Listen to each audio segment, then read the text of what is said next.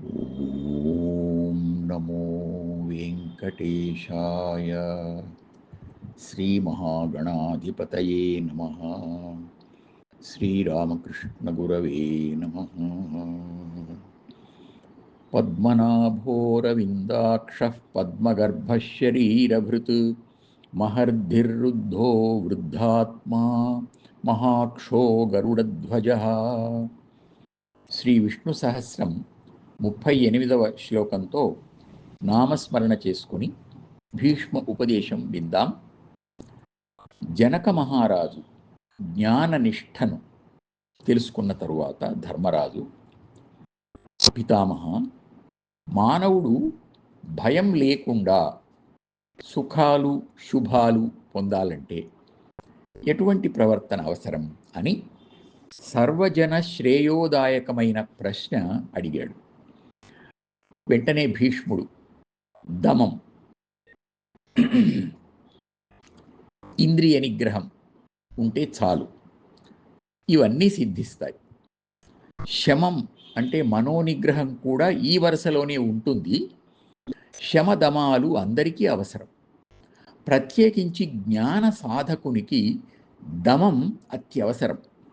దమం అంటే కేవలం ఇంద్రియ నిగ్రహమే కాదు, అది ఒక సద్గుణ రాశి. దమం పాటిస్తే దాని ఫలితం అనేక రూపాల్లో దర్శనమిస్తుంది.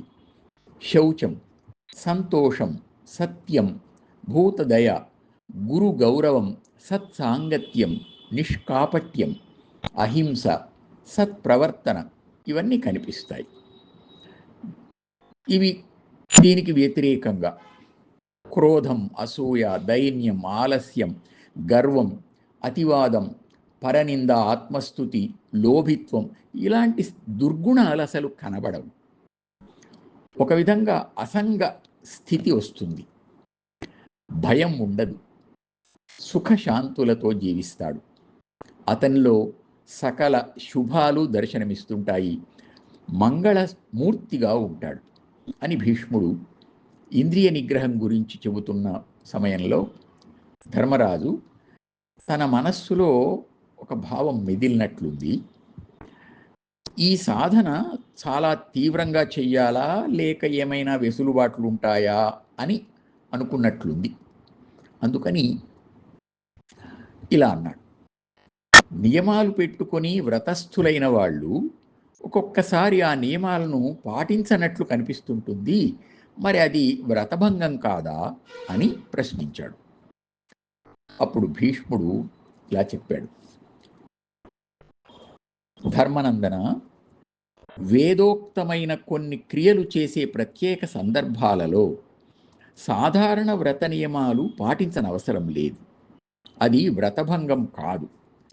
కొన్ని ధర్మ సూక్ష్మాలను గమనిస్తూ ఉపవాసం, బ్రహ్మచర్యం మొదలైన నియమాలను పాటిస్తే ఆ వ్యక్తి సదా ఉపవాసి, సదా బ్రహ్మచారి అని ఇలాగా పూర్ణ ఫలితాన్ని పొందుతాడు. 1 ఇరుప్రొద్దుగుడుచుచు ఎడనెడ కుడువక ఉండునా తండు సదోపవాసి.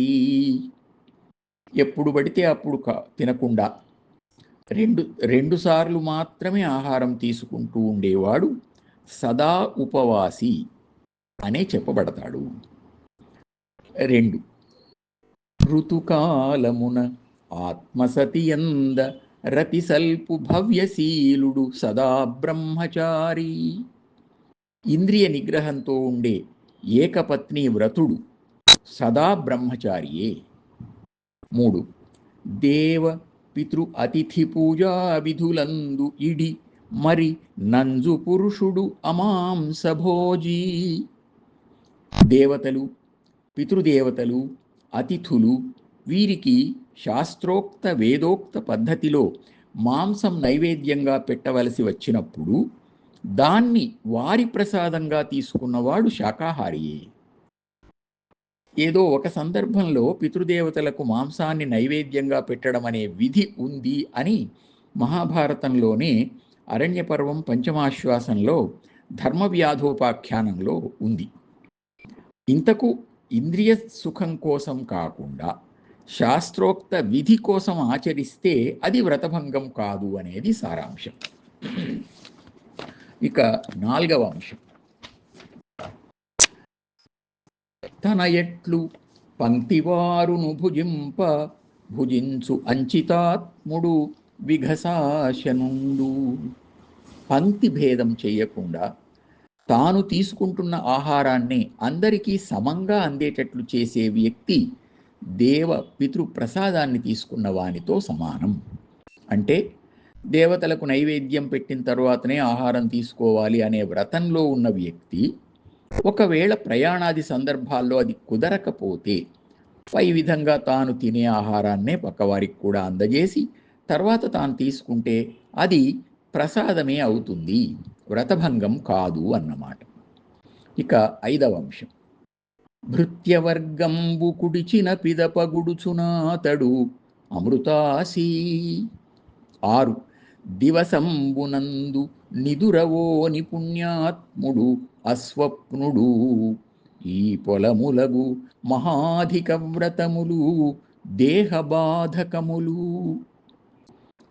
సముద్ర మథనం చేస్తే వచ్చిన అమృతాన్ని ఆహారంగా గ్రహించిన వారు దేవతలు, అందుకని వారిని అమృతాహారులు అంటారు.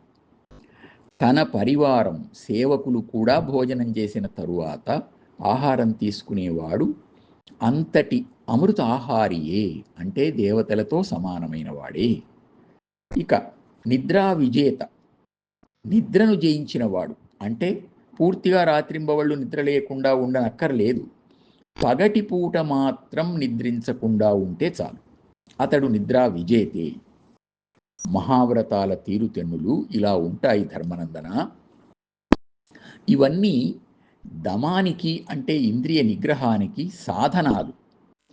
వీటిలో శరీరాన్ని బాధించడం ఉంటుంది, ఇది శిక్షించడం కాదు, శిక్షణ ఇవ్వడం అని గుర్తించాలి.